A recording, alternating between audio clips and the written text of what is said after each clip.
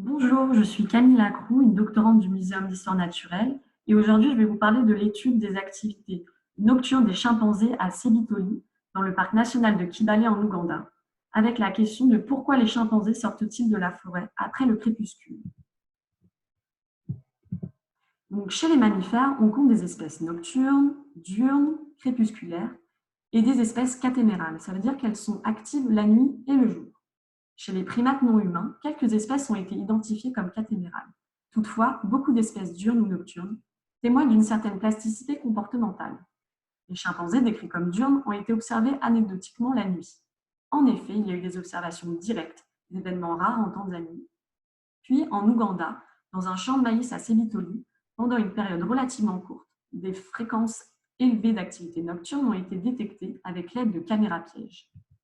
Tag et ses collègues, en 2018, vont utiliser cette technologie sur une plus grande échelle temporelle et spatiale qui concerne l'ensemble des sous-espèces de chimpanzés en Afrique. Ils vont constater une faible activité nocturne en moyenne dans des habitats de type forêt et savane, avec une certaine variabilité entre les sites.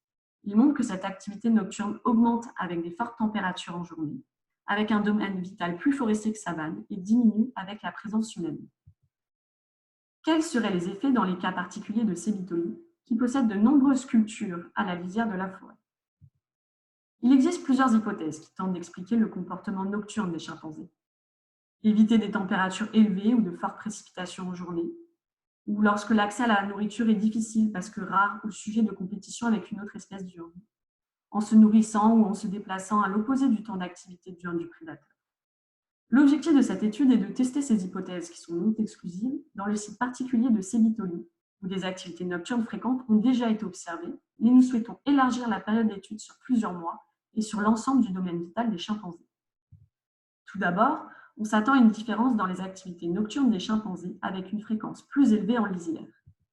Nous allons tester 3 hypothèses de facteurs environnementaux influençant les activités nocturnes des chimpanzés en forêt et en lisière. On s'attend à ce que les activités nocturnes soient plus fréquentes lorsque les températures sont élevées et où les précipitations sont importantes la journée qui précède. Sebitoli est un cas particulier car il n'y a pas de grands prédateurs animaux et qui ne sont pas activement chassés en forêt par les hommes. Par contre, les fermiers représentent un risque vital pour eux lorsqu'ils protègent leur culture contre les pillages. On s'attend à ce que les individus privilégient des nuits faiblement éclairées pour traverser la forêt et visiter les champs en étant moins facilement détectables. Finalement, on prendra en compte le niveau de disponibilité alimentaire sauvage qui est saisonnier. On pose l'hypothèse que si les chimpanzés éprouvent des difficultés à satisfaire leurs besoins alimentaires pendant la journée, ils s'impliqueront davantage dans des activités nocturnes. Donc, notre étude se situe dans la partie nord du parc national de Kibale, en Ouganda.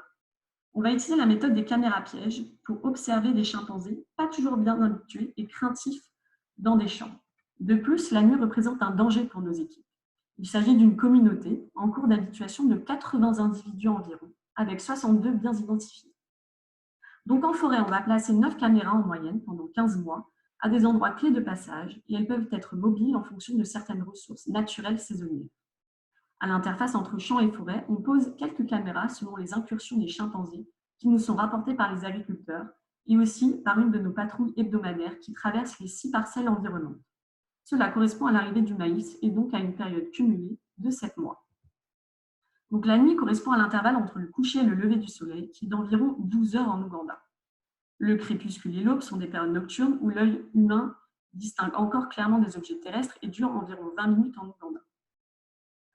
Pour notre étude, la disponibilité alimentaire sauvage est estimée à partir de l'indice de disponibilité en fruits calculé mensuellement grâce à des relevés phénologiques sur 5 km de tracé. La disponibilité en maïs est obtenue par nos patrouilles hebdomadaires.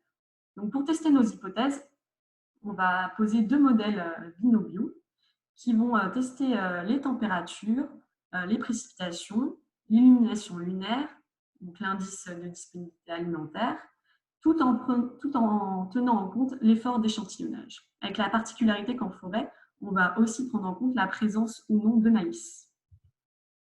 Ainsi, on obtient 14 000 clips en forêt et presque 5 000 clips en bordure de champ, avec toujours 9% des clips qui impliquent des chimpanzés. Donc, on a une faible activité nocturne en forêt.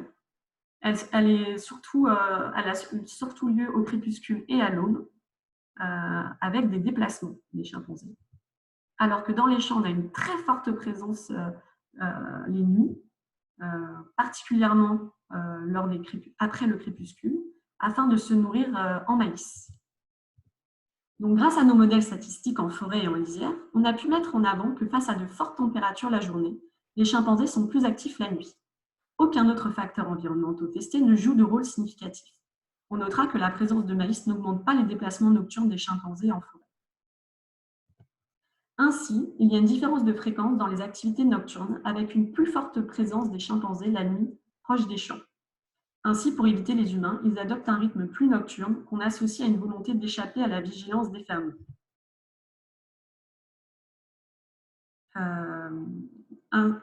L'activité nocturne dans la forêt de Sibitoyi est faible et correspond majoritairement à des déplacements. Elle est peu influencée par des facteurs environnementaux, à l'exception de la température, confirmant les résultats de TAG de 2018. Il existe ici à Sibitoyi une très forte activité nocturne alimentaire dans les zones d'interface entre forêt et champs, ce qui est dû à la présence d'aliments appétants gardés activement en journée. Ici, les chimpanzés témoignent d'une plasticité comportementale en jouant sur leur rythme journalier afin de profiter d'une ressource nutritive tout en limitant certains risques associés. Mais ils ne réussissent pas à écarter l'ensemble des risques. Les dommages des cultures alimentent un conflit homme-faune sauvage très important dans la région, ce qui a pour conséquence que de nombreux individus ont pu être blessés par des pièges ou des lances.